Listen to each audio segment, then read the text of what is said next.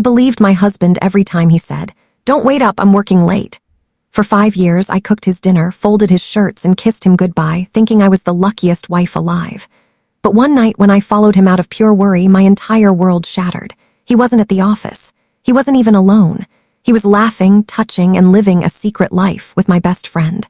The betrayal cut deeper than any wound, and that night I vowed I'd never be the same woman again.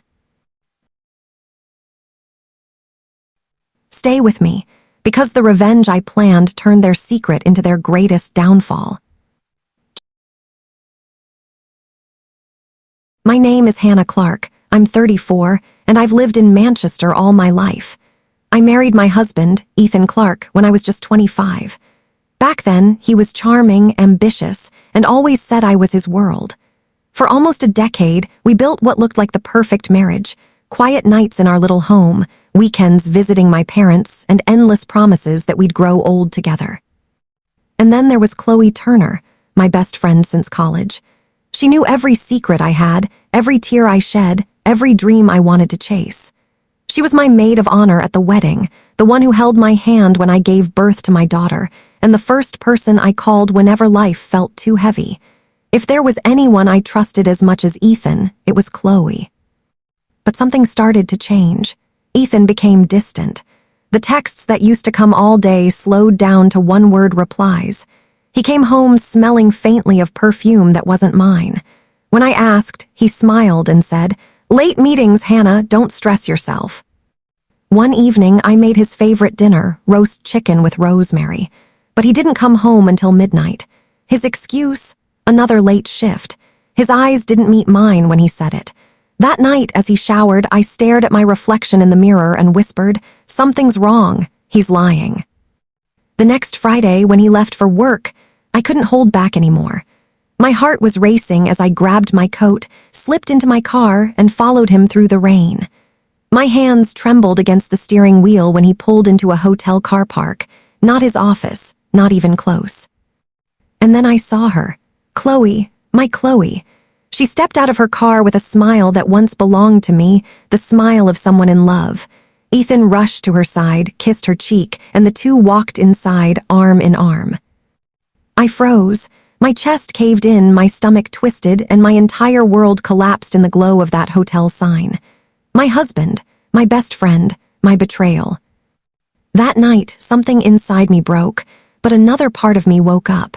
The part that would make them regret ever underestimating me. The night I saw Ethan and Chloe walk into that hotel felt endless. I sat in my car for over an hour, gripping the steering wheel so tightly my knuckles turned white.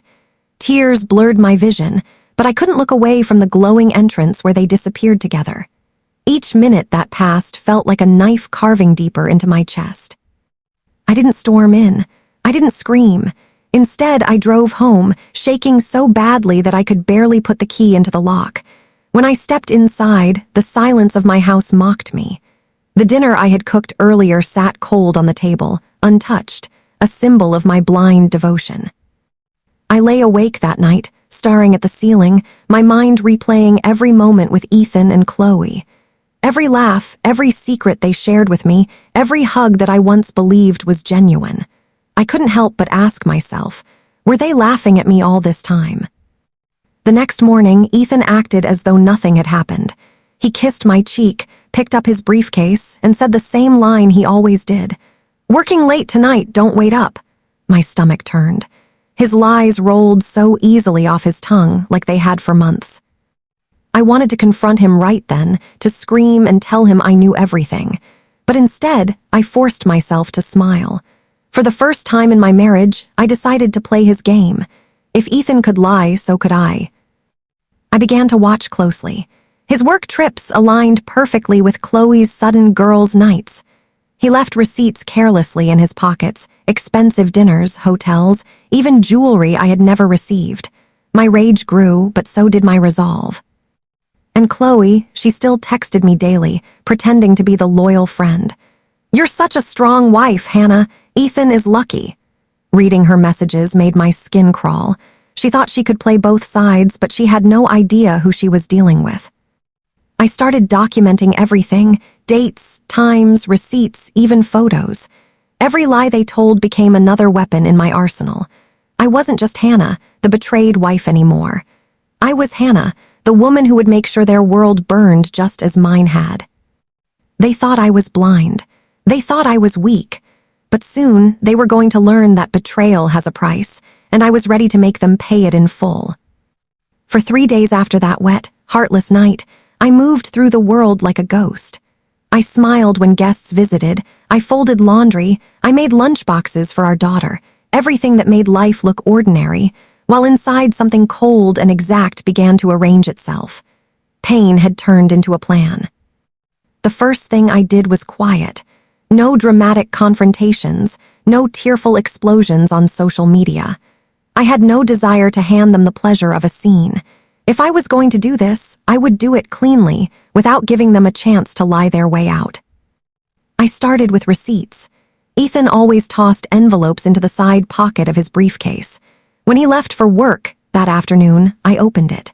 There it was, a glossy receipt for dinner at a restaurant downtown, the kind of place we could never justify. There were hotel charges, a florist bill with a woman's name I didn't recognize, and a jewelry store slip for an item that wasn't for me. Every paper felt like a shard of truth. I photographed each one and backed up images to a secure cloud account I'd set up with a disposable email. I wrote dates, times, and the little lies that accompanied them.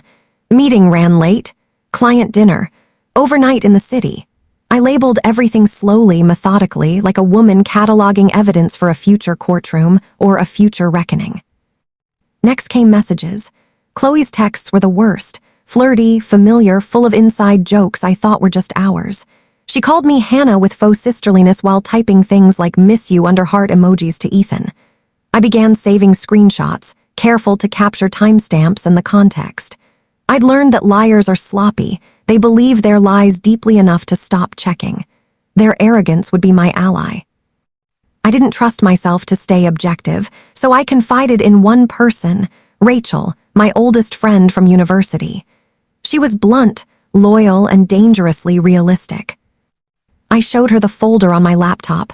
She read, then looked at me like someone who had just seen a ghost become dangerous. "You're not burning down their lives," she warned. "You're exposing them. Different thing. Smart." Rachel helped me hire a discreet private investigator. We needed more than scattered receipts and texts. We needed pattern and presence. The pie would follow Ethan on certain nights, document meetings, and secure photographs placing them together. I felt sick writing the check, but I felt empowered handing it over at the same time. That week, while Ethan kissed our daughter goodbye and said, "I'm late, love," I watched him leave with steady hands. I had the receipts, the screenshots, the witness on speed dial, and a folder that smelled faintly of coffee and inevitability. Their small, secret life had become a map, and I had learned to read it. The days following my discovery felt like walking through broken glass, every step painful, every memory cutting deep. The image of my husband with my best friend replayed in my head like a cruel movie I couldn't switch off. I thought I knew what betrayal felt like, but this was beyond anything I had ever imagined. It wasn't just about love. It was about trust, friendship, and the very foundation of my life crumbling all at once. I confronted him again, this time with no fear, no hesitation. His excuses, his weak apologies, and his desperate attempts to spin the truth only exposed his cowardice. He begged me to understand, to forgive, to give him another chance. But how do you forgive someone who willingly destroyed your soul? His words felt hollow, like an actor reciting lines in a play he had long rehearsed. And then came the betrayal from the other side, my so-called best friend. When I confronted her, she laughed.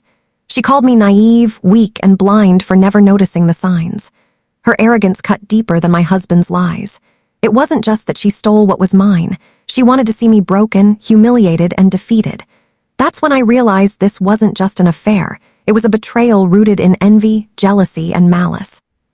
The illusion of my perfect life was gone. What remained was raw truth, as sharp as glass. I had been living with a stranger, and I had trusted a friend who thrived on my downfall. But in that pain, something unexpected was born: strength. I could feel a fire sparking inside me, small but fierce. For the first time in years, I wasn't the woman begging for scraps of love. I was the woman who deserved better, who deserved justice, who deserved to reclaim her power. I looked at my reflection in the mirror one night, my eyes swollen from tears, but my heart strangely calm. "No more," I whispered. "No more lies, no more humiliation, no more letting others define my worth." They thought they had broken me. What they didn't realize was that betrayal doesn't just destroy, it rebuilds. And I was ready to rise from the ashes, stronger than ever before. This wasn't the end of my story. It was the beginning of my revenge. I slept less and watched more. Every receipt, every screenshot, every blurred photo from the private investigator became a small, steady drumbeat in my plan. I wasn't acting on impulse anymore. I was methodical, precise. Anger was the fuel, discipline was the engine. First, I protected my daughter. I moved the spare house key to a different hiding place, changed alarm codes, and told Rachel to be on call. If Ethan ever thought of taking revenge or playing the victim, he would find me already 2 steps ahead. My priority was her safety. Everything else was secondary. Next, I targeted reputation. The one thing both Ethan and Chloe valued more than honesty. Ethan's job depended on trust and image. Chloe's social circle thrived on appearances. I compiled the evidence into 2 folders, one for his employer, another for the people who mattered to Chloe, mutual friends, local mums groups, and the small circle that guaranteed invitations to the right parties. I started slow. An anonymous email to Ethan's firm outlined possible conflicts of interest and inappropriate conduct, with attached screenshots and a timeline. It landed on the desk of someone who owed the company more than loyalty, he owed ethics. Within days, HR quietly began an inquiry behind Ethan's back. He called, frantic, insisting his meetings were legitimate. I stayed calm, letting them dig. Parallel to that, I seeded Chloe's network. I sent private messages to a few of her close friends, receipts, hotel photos, the messages where Chloe used heart emojis for Ethan. I didn't frame it as revenge, I framed it as concern. The messages spread like a match in dry brush. Friends who once praised Chloe started asking awkward questions. Invitations dwindled. Her curated life began to look patchy. The most satisfying moment wasn't an email or a whisper. It was the way Ethan looked at me the night HR called. His mask cracked. For the first time, panic replaced charm. Chloe's smile began to wobble in group chats. The seeds I'd planted were sprouting. But I didn't stop there. I arranged one public, undeniable reveal, something simple but impossible to gaslight away. A printed folder, given to a trusted friend in Ethan's office, landed on the right receptionist's desk. It wasn't dramatic. It was just evidence, clear and calm, waiting for the proper hands. That's the thing about truth. Unleash it in the right place and time, and it doesn't need theatrics. It does the work itself. I watched from the kitchen window while my husband paced in our living room, phone pressed to his ear, the color drained from his face. The reckoning had begun, and as the dominoes started to fall, I felt something I hadn't felt in months, not triumph exactly, but relief. Finally, the world would see the people I had been living with for years. Finally, my daughter and I could breathe. The house felt different that week, not warmer, not yet freer, but charged with the kind of silence that comes before a storm breaks. Ethan's calls became shorter, his voice rough with stress. Chloe stopped appearing online as much, her once constant stream of glamorous photos drying up. Their kingdom of lies was collapsing, and I was the one pulling the threads loose. But the final blow couldn't be whispers, emails, or quiet evidence. It had to be undeniable, inescapable, something that stripped away their excuses and left nothing but truth. I chose my moment carefully. Rachel's birthday dinner. Most of our close friends and family would be there, including the ones who still thought Ethan and I were the picture of a perfect couple. I didn't dress like someone broken. I dressed like someone ready for war, calm, deliberate, powerful. The restaurant lights glowed softly, glasses clinked, and conversation hummed.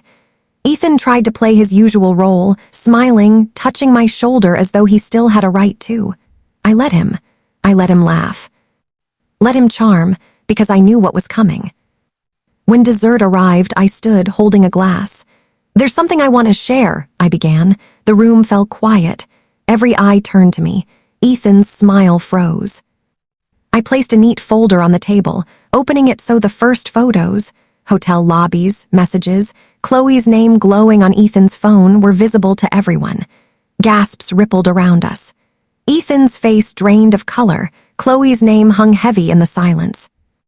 "I thought my husband was working late," I said evenly. "Turns out he was working on destroying our marriage with my best friend." The silence shattered into murmurs, shock, and disbelief. Ethan stammered, reaching for me, but I stepped back. "No more lies, no more pretending. Tonight, everyone sees the truth." It wasn't screaming or chaos. It was quiet devastation, the kind that can't be argued away. Friends looked at him differently. Family members shifted uncomfortably. The mask he had worn for years was gone, and he stood naked in his betrayal. I left before he could recover, Rachel by my side, our daughter safe at home. Outside, the night air felt cool, cleansing. The revenge wasn't just in exposing him, it was in reclaiming myself.